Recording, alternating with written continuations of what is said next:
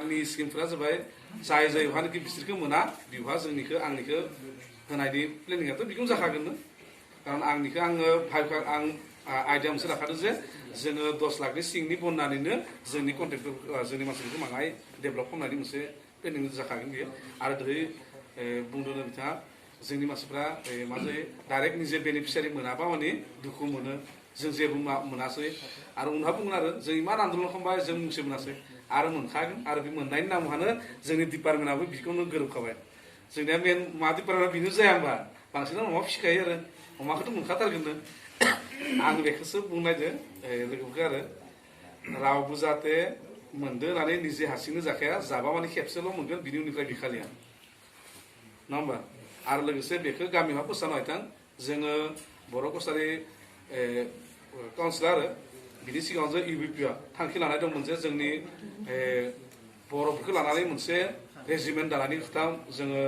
central गभर्नमेन्टजों रायज्लायदोंमोन खिन्थु central गभर्नमेन्टआ दिनैसिम बेखौ इमप्लिमेन्ट खालामाखै आरो इमान सहजबो नङा बेखौ हागौआ दा बिनिखायनो आसाम गभर्नमेन्टआनो मालाय मोनसे डिसिसन लादो सेन्ट्रेल गभर्नमेन्टआबो लादो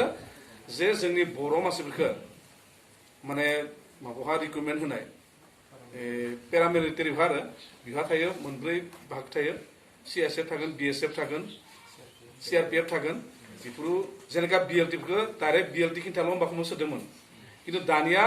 बेखौ नुवा जे NDFB खिन्थाया जे मोनगोन बेखौ नुवा दानिया गासै बर'फोरखौनो लाजोबखागोन आरो बर' सेंग्रा सिख्लाफोरबो होनना बुंदों दै सेंग्रा सिख्लाफोरखौनो गासैखौ लागोन बेहा NDFB BLTनि खोथा गैया बेनिखायनो जोंनि बेहाथ' प्रत्येक गामिनि दंखायो जोंहा दैदेनगिरिफ्रा बे 26 गामिनि बिथोराव आरो जोंनि बे इजातिनि मुगावहा जायगाफोरनि बाद जानानै जोंनिफ्रा बुंनाय थां गामिफोरा सेंग्रा सिख्ला सोरबा जुदि माबायाव थांनो गोसो दंबा दानिफ्रायनो प्रेक्टिस खालामबाय थाथो साननैसो उनाव आरामसे फ्रि साख्रि मोननांगोन जुदि जाय जग्यता जायोबा माने कुवालिफिकेसनाव उनहा मिथिगोन जोंनिफ्राथ' फ्राय कुवालिफिकेसन दंजोबो सेंग्रा सिख्लाफ्रा बे उननि खोथासै कुवालिफिकेसनखौ जायसोर माबा दङ आरो नेटखौ नायना लाथोसै बिसोर नङा होमबा नियमा एफोर लिरनाय दङ प्रत्येक गामियावहा जाहाथे माबानानै थांनो हाजासे आरो बे मोनसे खमाय जायो नाया सब समाय उजान जाया दै साख्रिया बेखौ उजान जाया दा जिथु उजान जाबाय दं बे समाव जुदि जों साख्रि लानो हायाबा हनै जोंहा लस दङ जायनि कारणे BLTहा 1000 जन साख्रि लागोन हा 850 जनल' थांनो हाबाय आरो 150 थालांबाय बे 150 जानायबा उन्नत जायामोन ना दा जोंनिया नाय बेवहा मालाय जोंनि जायसोर BLTफ्रा साख्रि लानो हाबाय बिसोरनि न'फोरा मोजां जाबाय जायसोर माबा जानो हायासै न'आ दाबो दाबो एथि हाबनाय बिदि अखालांनो हायो बेखौनो जाहाथे जानो नाथों नङा होमबा जोङो आन्दलन खालामनायनि कारनानो जाहाथे जोंनि बर'फ्रा माहाय उन्नत जायो बेलेग जेनेबा हारसाफोर बादि जोंनिया माहाय न'फ्रा गोजों जानानै सोलिनायफ्रा गुबुन हारिजों कम्पेयार खालामनो हानाय बायदि बेबायदि जाहाथे न'फ्राबो साखोन सिखोन जालाङो लामाफोराबो थिग जालाङो बिखौ लानानै जाहाथे जोङो उनफ्राव गौरब खालामनो हायो आरो बेफोरबायदिनो जों खामानिखौ मावनांगोन उन्नत जानायखौ नङाब्ला जोङो EM जानानै माबा जानानै मा मुल्य थागोन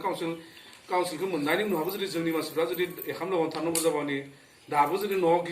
गिजि गुफुनो जुदि थांनांगौ जाबा बे काउन्सिला मोननायखौ मोनैयानो गाहाम बेखौ जाया होमबा जाहाथे बेखौ बुंजानो हाथो 10 बोसोरनि बिथोरावहा जाहाथे जोङो गासै बर'फ्रानो जाहाथे माबा सोद्रोमा मोनसे मोजां सिभिलाइज माबा जाहाथे सोलिनो हाथो बयबो नाजाथो होननानै खावलायनानै दिनैनि आंनि बिबुंथिखौ फोजोबनायजों लोगोसे जोंनि आफादखौबो एसेयावनो फोजोबनाय जाबाय गोजोन्थों